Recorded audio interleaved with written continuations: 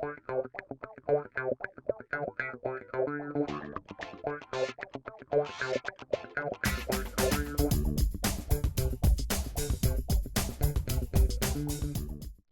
Sandy Parker, and welcome to Crafting for Almost Everyone. I'm going to be making a gatefold card. I think Stamp TV is who showed me how to do this, with a twist on it. And I'm going to be using some of this paper from Die Cuts with a View called Royal Gypsy. I just got it at Michael's a couple weeks ago, and I really love the patterns in it. They're kind of feminine and masculine all at the same time. I just thought they were really attractive, and there's such a nice variety of colors that I thought I'd go with them. And I'm going to be using a base that's an off-white Recollections 110 pound, and hopefully that's in the viewer. I'm going to move it toward me. This is an 8.5 inch piece of cardstock by 5.5 inches. And we're going to score it on the 8.5 inch side. We're going to score it at 2 1/8. Then I'm going to flip it over all the way around, and I'm going to score this side on 2 1/8. And my scoring is done. Hold on for the noise. Sorry. No, we always hate that noise. This Recollections cardstock is really nice if you've never used it. It's really, really heavy, and it's not really expensive. I think it's like $19, but that's before the coupon, and then after your coupon it's significantly less. So anyway, so what I want to do then is I want to fold it, and I'm going to fold it in like that. I'm going to see which way I want to fold it. I think I'm going to fold it like this so that I have a nice crease. I could use my bone folder. In case you wondered, I do have it, and I could use it. And this is called burnishing, for those of you who thought that the term was bone foldering from the last time when I made that term up. That was a lie. Oh, I have ink on me. What would be a video of mine if I didn't already have ink on me? That's some crazy stuff. So don't forget now that our measurement for these pieces are 2 1/8 inches. And the reason we need to remember that is because if we're going to make pieces to lay on that, which we are, then they can only be, well, I'll show you how I do the math on that. So when you figure out paper like this, to figure out how big of a layering piece you need, the first thing you want to do is figure out how tall is your piece. Your piece is 5 1/2 inches tall, and we know it's 2 1/8 inches wide. Now, in order to make this work, you have to take the same dimensions off of the top and the sides. So if I only want to make my border 1/8 of an inch, then I'm going to change this to 5 4/8, which is the equivalent of 5 1/2. If I subtract off 1/8 of an inch, then I'm going to have a piece that's 5 3/8 inches tall. I'm minusing 1/8 off the width, and that makes it 2 inches wide. So I hope you figured that out. All I did was convert the 1/2 inch to 4/8, which is the same as 1/2 inch. So you subtract off 1/8 of an inch, so it's 5 3/8, and the width is 2 inches. So that's what we're going to cut our border pieces that we're going to layer on here. And I chose this pretty paper to do that with. So I'm going to get my paper trimmer. And so I'll need 2 of those pieces that are going to need to be, I'm going to make them 5 in. Okay, here's another thing. In case you didn't know this, I'll make sure you see this too. When you're using a ruler, each one of these little marks, this is a 16th, the teeny tiny one. The next one is an 1/8. So when you're talking about 5 3/8, then you're going to go 5 1 2 3/8. So then we're going to make our width 2 inches, and I need 2 of them. 2 inches and 2 inches. There we go. That's those 2 pieces. Now I am going to be making some other pieces, but I think I'm going to die cut those with these pretty purple papers, but we'll wait and see. Okay, so now what I'm going to do is I'm going to put my layers down, because there's no point in losing these, because you know I probably will. So I'm going to just put a little bit of tape on them. And remember, they're going to be there's not going to be much of a border at all, because it's only 1/8 inch. So you have a very, very small border on these, like that. And then we'll do the other side. Got some edges here. This tape runner is fine. It's really hard to line it up with the edges of the paper, because it's so it just doesn't want to lay right. I'm just trying to explain that in a way that makes sense. It's hard for me to see where the left and right, or the left side of that is. The other thing that's nice about this is that you can pick, if you haven't laid it down, you can pick it up, which is nice when you have like in that case, I just couldn't get it to lay straight, so I'm going to lay it again.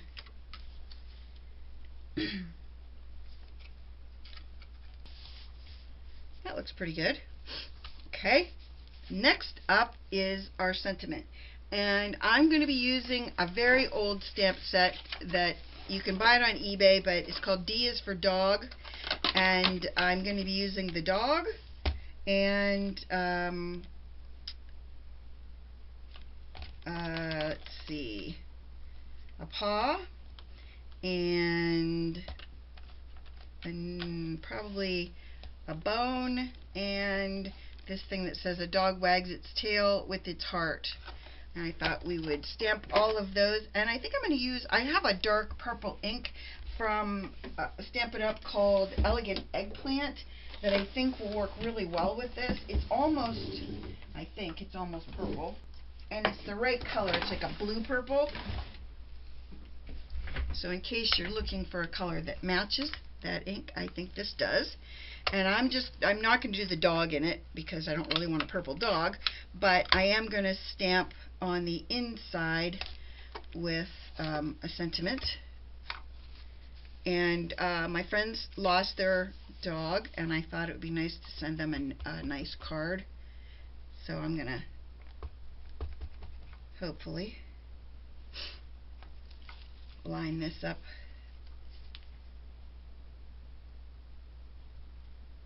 so that it's pretty straight. That's pretty straight for me. And then I think I'll probably do a couple of bones in there. And I have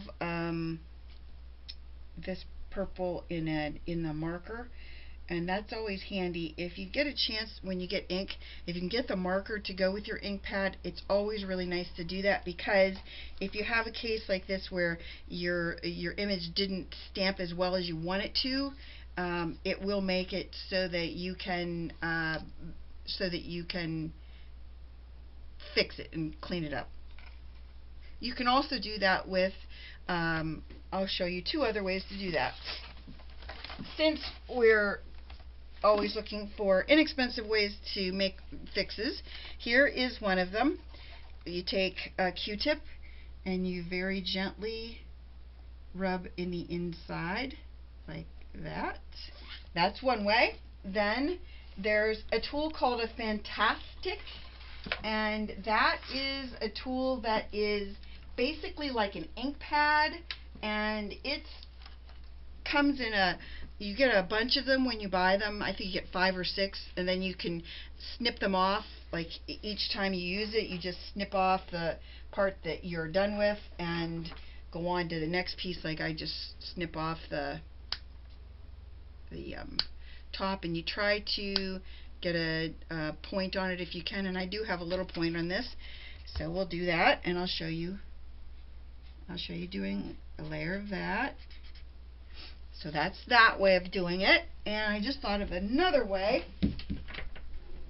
My friend Carol told me about these brushes that are called micro brushes, and dentist offices use them, but I did find these on, I think it was on AliExpress that I was telling you guys about, and I got 100 of them for like, I don't know, $1 or something like that. But it's got this really, really teeny, can you see that teeny tiny brush on the end of it? And it's nice because you use them once. Hold on, let me get the fantastic out of the way. You use them once, and they do a terrific job of fixing your boo-boo, and then you can just throw them out.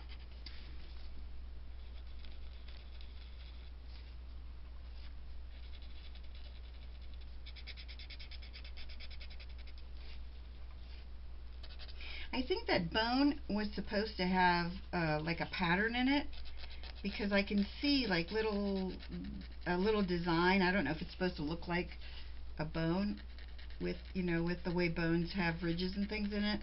I didn't like it though. I'll be honest with you. It didn't look like a bone to me. It looked odd. So I fixed it. I got rid of it.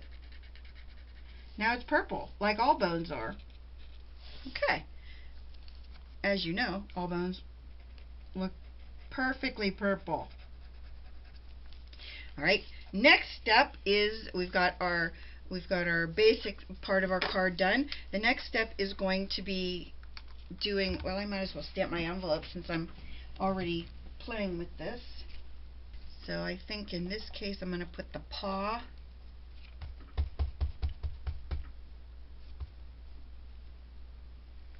right dead center on the back. There you go. He has a little boo-boo on his toe. Alright, I got him fixed. So that's it for those inks. Unless I want to put that other ink. I think I'm going to stamp this on the envelope too. It says a dog wags its tail with its heart. I think that's a sweet statement to put on your envelope. Perfect. Hard to believe. Even straight. Then we're going to do our dog stamp on a piece that's going to be that we're going to die cut. And I thought what I would do is use my new die cuts or dies that look like this. Let me get rid of that. And I'm going to use, since I'm lost and confused, I think I'm going to use a piece of this paper as well as a piece of, I have a dark purple piece of paper. Can you guys see it? Do you see it anywhere? Do you see it? You don't see it? Oh, there it is. See, it was right there the whole time. Okay, so we've got the purple piece of paper that we're going to cut, and this that we're going to cut, and I'm just going to trim this piece off of it so that I can just use that for my cut or my stamping. And I'm going to stamp my dog in black on that. I think I'm going to go with Versafine Onyx Black because it's my favorite black ink. It's a dark ink. And if I stamp it dark enough, you can see that these stamps are not absorbing the ink as much as I want them to. So I'm just going to keep playing with it till I'm sure I got enough ink on there. Doesn't matter if I stamp this straight or not, because as you know, we're going to die cut it, and all I had to do is actually hit the paper so that I'm sure I got it. And you'll want to hold it on there for a while to make sure that you got, you know, that you actually have a good impression. And I don't think that's dark enough either, so we're back to using one of our tools to get this darker. Okay, so I have a couple of markers, but I think I'm going to go with this one because I like it I like the color of this one. I think I made this one out of Versafine because I wanted to have a marker made out of that ink and I didn't have one, so I made my own. You can find these markers that are kind of a blank of a marker at a lot of craft stores. I found this at a stamp show and I thought it was handy because, like I said, when I make a mistake with Versafine and I don't have a marker to fix it with and I really want an idea of how to fix it, this will do it. Okay, let's see if I can get the embossing powder to stick on them. And if I can, that'll be great. If I can't, it won't be great. And since this is the only image on my card that I'm going to be using embossing powder on, and since my embossing powder is clear, it's by Ranger, and since it's clear, I didn't use the tool on it to the anti-static tool, because I guess I just didn't think it would be that big a deal if I had a boo-boo, because you shouldn't be able to see much of it. I'm going to turn on my heat tool first.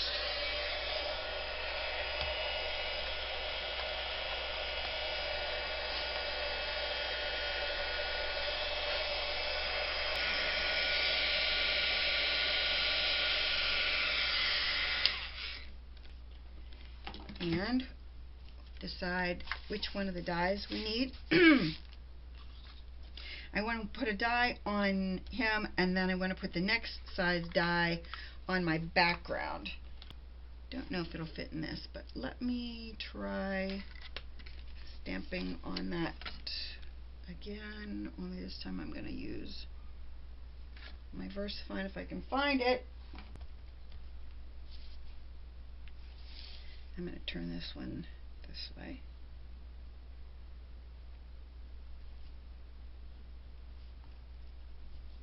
Well, that's not very dark, is it? That's alright though, because that's why we have that marker. As I said, this is Versafine, so it should stay wet long enough for me to put embossing powder on the foot too.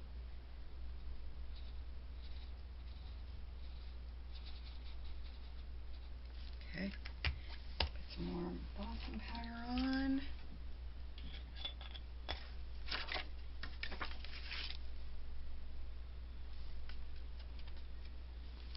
Heat it up.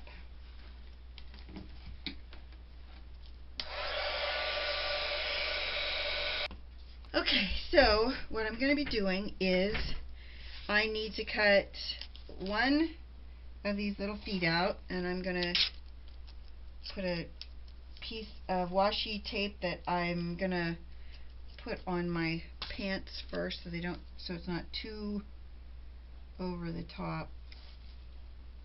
And then I'm going to put that, put it right there. And then I'm going to put the next size one, I think. Nope, it has to be the bigger one. Put this one on our dog. Same thing with the washi tape. You want to make sure that we get it squared up, because I don't want to end up having a big mistake. And then I'll put another piece right there so that everybody's cut. And then I'm going to need the next one up. I'm going to cut it out of this purple because I'm going to do the dog, a surround on the dog with this. Even though it seems like it's a lot bigger, it's not really. See that? So we'll just put a little tape on this and be ready to roll. I'm going to cut just a little bit out of that. Okay. Let me run it through my machine and I'll be right back. Alright, we're almost done. Our next step is going to be to make sure that our little pieces are attached to their backings, and I'm going to put enough tape on them to ensure, hopefully, that they do.